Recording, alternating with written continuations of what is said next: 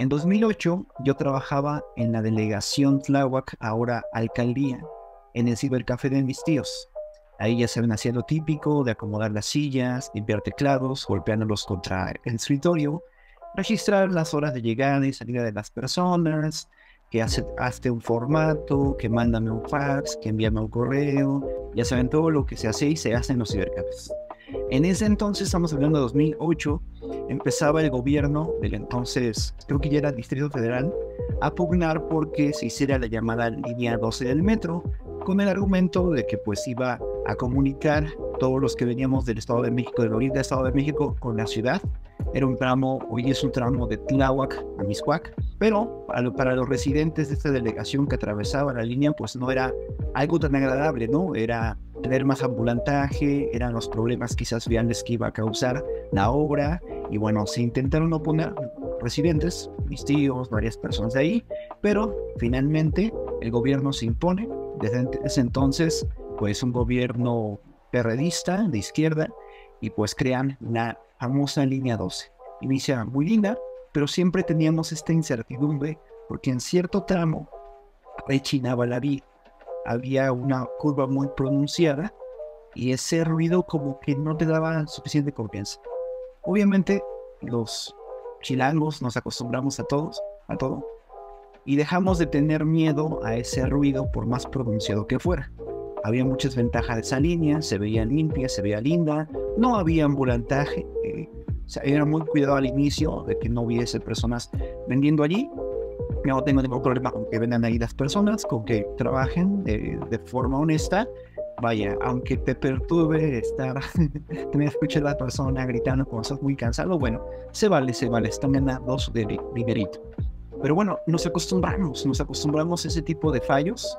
Creo que también bueno, también yo algún tiempo de mi vida recorrí demasiado la línea 9 y 1, Pantitlán, y esos tramos también están en muy mal estado. Nos acostumbramos a estar en esas condiciones. Sin embargo, contrario a lo que la lógica nos pueda decir, mucho antes de que Pantitlán sufriera un problema, un imprevisto por la situación que tiene todavía, la línea 12, la más reciente de todas las líneas, hace unos años colapsó. En el tramo de Los Olivos, un vagón justamente a las 8 de la noche, me parece, alrededor de las 8, aquí lo tengo, déjenme un segundo, el 3 de mayo del 2021, estoy completamente incorrecto, las 22:11 horas, un tramo de la sección elevada de la línea 12 entre las estaciones Olivos y San Lorenzo Tezonco colapsa entre las columnas 12 y 13, lo que ocasiona la muerte de 26 personas y heridas casi un centenar. Ocurrió esto entonces a las 10 de la noche con 11 minutos. Un ser querido trabaja muy cerca de ahí, prácticamente enfrente de Olivos. Ese día no, creo que no trabajó, y de hecho no trabaja en el horario donde pasó esto. Pero al siguiente día le tocó pues su rutina normal. Obviamente todo colapsó, fue muy difícil llegar al punto de su trabajo, pero el hedor de muerte, el hedor de los cadáveres de estas 26 personas, ahí está. Tardó mucho tiempo en sacarse cada uno de los restos de las personas. La angustia, el dolor alrededor de esto, no es que nos imaginemos, muchos quizás los que están viendo este video lo vivieron.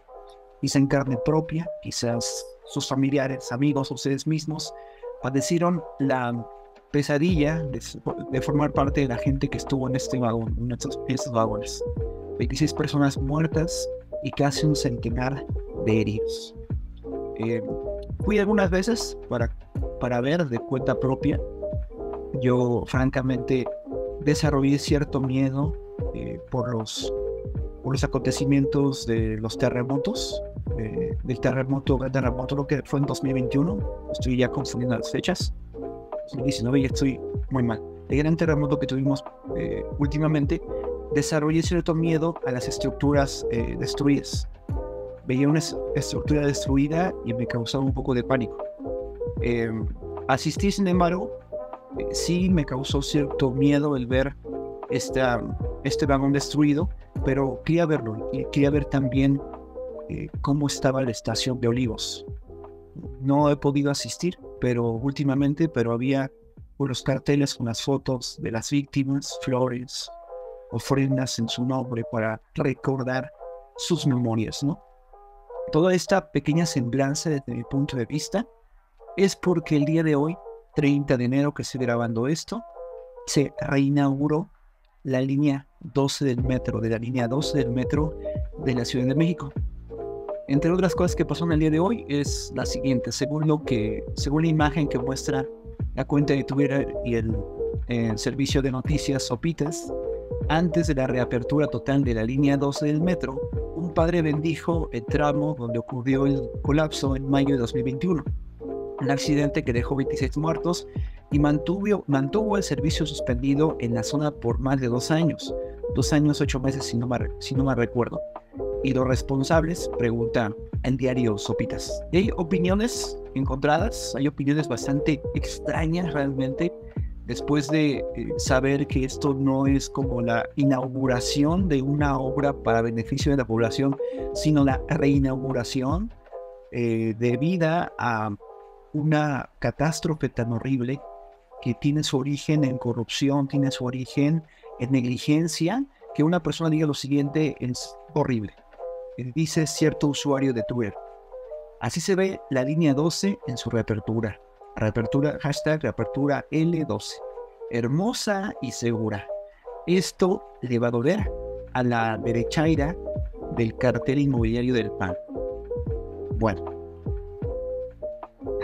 respiramos un poco, independientemente de cuál sea nuestro color y nuestra tendencia política.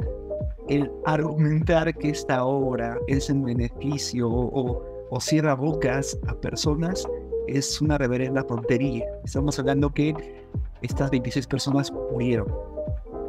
Y cambiemos un poco la forma de hablar. Ya lo hablamos en el podcast sobre la Franja de Gaza, de que no son muertos, sino son asesinados. Aunque fue una catástrofe y no un gatillo, hablamos no solamente de 26 muertos, sino de 26 asesinados por el gobierno, en donde no se ha podido dilucidar quién es el responsable de esta catástrofe. Algunas personas, y la mayoría me parece, están apuntando a que no olvidemos, no podemos olvidar, es prohibido olvidar que esta inauguración, de vemos rostros quizás contentos en el primer viaje, se origina por la muerte de 26 personas, se origina por el catástrofe, la negligencia, que nos pudo haber tocado a muchos. Le tocó a un grupo de personas que a las 10 de la noche tomaron ese vagón, tomaron ese tren, pero pudo haber pasado en la mañana, pudo haber pasado en la tarde, en otros horarios, que cualquiera de nosotros pudo haber sido víctima de esa negligencia del gobierno. La página de contralacorrupción.mx tiene una bella infografía muy bonita, muy bellamente ilustrada. Es un tipo cómic donde se narran los hechos desde las perspectivas de los operadores de los vagones, del personal del metro, también de las declaraciones de Sheinbaum, de Andrés Manuel López Obrador. Les recomiendo que lo vean, es contralacorrupción.mx. Pero lo que están viendo en pantalla en ese momento es el memorial de las víctimas del colapso de la línea 12. Carlos Emanuel Pineda Bernal, 38 años, Santos Reyes Pérez, 31 años, Imer de Águila Pineda, 29 años, Alejandro Mendoza Vega, de 53 años, José Juan Galindo Soto, 34 años, Brandon Giovanni Hernández Tapia, 12 años, Jesús Baños García, 27 años, Sergio Valentín Rodríguez Salcedo, de 61 años, Liliana López Farcia, de 37 años, Mario Alberto Bautista Sánchez, de 25 años, Cristian López Santiago, de 41 años, Miguel Ángel Vázquez Castellanos, de 24 años, Angelina Seguro Osorio, de 44 años, Juan Luis Díaz Galicia, de 39 años, Melitón Velázquez López, de 48 años, José Luis Hernández Martínez, de 60 años, Ismael Salazar Juárez, de 49 años, René Jorge García Méndez, de 70 años, Ildefonso Barrios Castañeda, de 47 años, Gabriela Ramírez Medina, de 27 años, Miguel Ángel Espinosa Flores, de 42 años, Gildardo Rodríguez García, de 53 años. Nancy Lezama Salgado, de 22 años. Araceli Linares Síquez, de 52 años. Evaristo Lucas Santiago, de 56 años. Lorenzo Islas Cruz, de 60 años. Ninguna de estas personas definitivamente pensó que iba a ser su último día. Ese viaje de regreso a casa o de visita a un familiar o yo qué sé, sería lo último que harían. Ojalá no lo hayan sufrido. Ojalá haya sido rápido. Pienso mucho en esto. Pudo haber sido esta persona querida, pudo haber sido yo el que estuviese en este lugar. Y es muy cierto lo que decía ese tweet. Prohibido olvidar que sobre esta catástrofe se cimienten los cadáveres y las memorias de esas personas. Y sobre todo que no se han señalado los responsables y mucho menos se han tomado medidas para que paguen por sus crímenes. Es una situación de negligencia, es una situación de corrupción netamente. ¿A dónde se fueron este presupuesto que aumentó de 3 pesos el boleto a 5 pesos? ¿Dónde está? Y yo sé que hay muchas necesidades en este tipo de servicios, pero desde el principio, desde 2008, cuando esta obra se planeó, ¿por qué se planeó solamente para durar 10, 15 años? ¿Por qué no se planeó como otras líneas que han durado mucho? Que más bien ha sido por la negligencia de mantenimiento, pero están durando. Vemos Paritlán que se está cayendo a pedazos y que también debe ser reparada. Pero vaya, ahí sigue. Se han corregido. De hecho, el año pasado se corrigieron muchas cosas de la línea 9, estuvo en desuso algún tramo, me tocó usar RTP, pero vaya, se hizo algo. Lo más triste y lo extraño, lo que no tiene ninguna coherencia, es que esto se muestre como un logro de la actual administración, cuando la actual administración es la misma administración que permitió que esto pasase, la misma administración. No es una cosa de derecha o de izquierda, sino que las personas que el pueblo le ha dado la confianza de ejercer gobierno no están haciendo su labor. Y se resume esto en este grupo de personas, estos 26, que han sido asesinados y que no tienen justicia. Vuelvo a la parte del periódico Sopitas, de ese sacerdote católico que bendice, y yo creo que de buena fe, este tren. Hay unas imágenes bien curiosas de los delegados que fueron alentados para estrenar el tren, y ver en ellos bastante tristeza, como que sus caras así como preocupadas, así de, pues que no estoy muy seguro, ¿por qué estás así? Es tan intenso. Pero esta imagen me parece muy poderosa del sacerdote, porque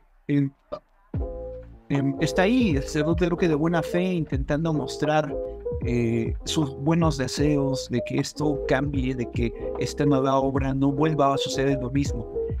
Pero sin demeritar a la labor del sacerdote, ¿dónde está el pueblo cristiano hablando de estos 26 y de todas las víctimas asociadas a esta catástrofe?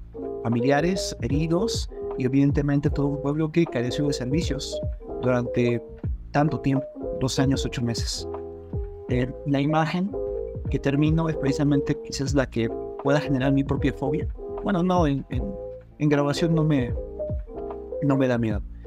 Que es las primeras grabaciones, imágenes de cómo se desplomó, este vagón del metro. Queda ahí como un recordatorio, como una obligación de no olvidar, y también como un llamado a los que tenemos fe a recordar también en memoria de las personas que son afectadas por este tipo de negligencias.